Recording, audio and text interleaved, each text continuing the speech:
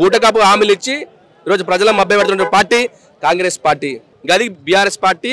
Municipal శాఖ మంత్రి కేటీఆర్ యొక్క అభివృద్ధి, ఒక ముస్లిం ఓట్ల కోసం ఒక అజరుద్దీన్ మినిస్టర్ చేసి రోజు వాళ్ళని చైర్మన్ కూర్చోబెట్టారు. ఇది నీకు ముస్లిం ఓట్లు కావాలన్నా? మొన్న సల్మాన్ బుల్మాన్ బీఆర్ఎస్ పార్టీ చేంజ్ చేసుకుంది. వాడంతే, వాడేమంటే 15 నిమిషాలు ఇస్తే హిందువులు అంటాడు. సిగ్గుశరం ఉంది ఈ పార్టీలకు. రోడ్డు మీదకి వచ్చి హిందువుల పక్షాన కొట్లాడుతున్నటువంటి పార్టీ ఏదైనా ఉందంటే అది భారతీయ జనతా పార్టీ అని చెప్తా ఉన్నా. నమస్తే, వెల్కమ్ టు కేఆర్ టీవీ. ప్రస్తుతం మన దగ్గర బీజేపీ రాష్ట్ర అధ్యక్షులు కుండే గణేష్ గారు ఉన్నారు. ఇక బీజేపీ ఆధ్వర్యంలో జూబ్లీహిల్స్ నియోజకవర్గంలో పెద్ద ఎత్తున బైక్ ర్యాలీ అయితే నిర్వహించబోతున్నారు. మాట్లాడదాం. అన్న, చెప్పండి అన్న, ఎట్లుంది జూబ్లీహిల్స్ నియోజకవర్గంలో ఈ డోర్ టు డోర్ వెళ్తుంటే ప్రజలు ఏ విధంగా స్పందిస్తున్నారు, ఏమంటున్నారు అన్న? ప్రతి ఇంటికి పోతే కూడా చెప్తా ఉన్నారు, జై శ్రీరామ్, భారతీయ జనతా పార్టీ అభ్యర్థి లంకల దీపారెడ్డి గారిని భారీ మెజార్టీతో గెలిపిస్తామని చెప్తా ఉన్నారు ప్రజలు. ఒకటే నినాదం, జై శ్రీరామ్. దాన్ని బట్టి అర్థమవుతా ఉంది భారతీయ జనతా పార్టీ జూబ్లీహిల్స్ లో గెలవబోతా ఉన్నది. అంటే కాంగ్రెస్ పార్టీ దాదాపు అధికారంలోకి వచ్చి 2 సంవత్సరాలు అవుతుంది. 6 గ్యారంటీలు అమలు చేస్తున్నాము, ఒక్కొక్కటి అమలు చేస్తున్నామని వాళ్ళు ప్రజల మధ్యలోకి వెళ్తున్నారు. బీఆర్ఎస్ పార్టీ బాకీ కార్డులను పట్టుకొని ప్రజల దగ్గరికి వెళ్తున్నారు. మరి బీజేపీ ఏ విధంగా వెళ్తుంది, ఏం చెప్తుంది అసలు? కాంగ్రెస్ పార్టీకి సిగ్గుశరం ఉండాలి. 6 గ్యారంటీలు అమలు చేసిన కాంగ్రెస్ పార్టీ వచ్చిన సంవత్సరంలోనే 2 లక్షల ఉద్యోగాలు ఇస్తామని చెప్పినాం. ఇచ్చిన ఉద్యోగాలు బూటకాపు హామీలు ఇచ్చి ఈరోజు ప్రజల మభ్యపెడుతున్న పార్టీ కాంగ్రెస్ పార్టీ. ఈరోజు బీఆర్ఎస్ పార్టీ మాట్లాడుతూ ఉన్నది. నిన్న వాన వస్తే గల్లీలు మొత్తం నిండిపోయిన వానల. గది బీఆర్ఎస్ పార్టీ. మున్సిపల్ శాఖ మంత్రి కేటీఆర్ యొక్క అభివృద్ధి, ఇంకా అభివృద్ధిని చేసి ఓటేయాలా?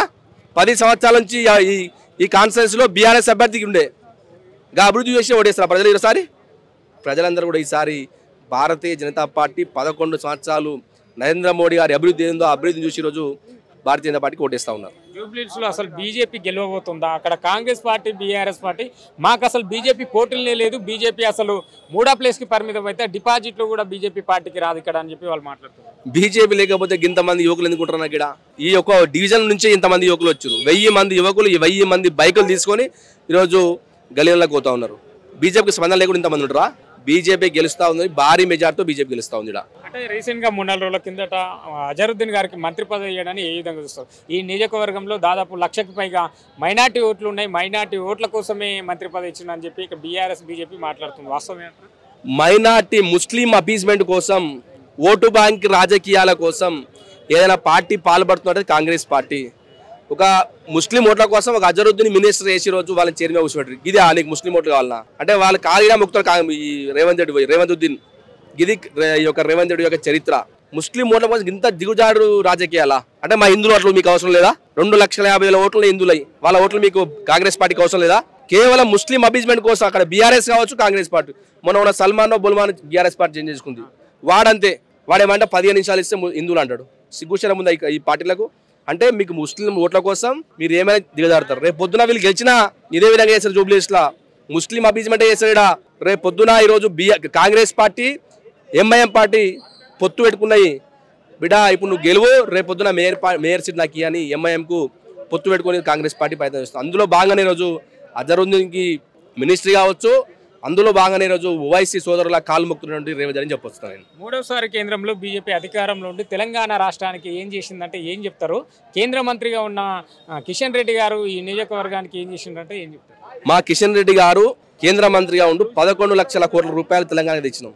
రేషన్ కార్డు కావచ్చు, హెల్త్ విషయం కావచ్చు, ఇట్లా యువకులకు యువ వికాస్ కావచ్చు, అనేక కార్యక్రమాలు ఇచ్చినటువంటి పార్టీ ఏదైనా ఉందంటే భారతీయ జనతా పార్టీ. 11 లక్షల కోట్లు ఇచ్చినాం తెలంగాణకు.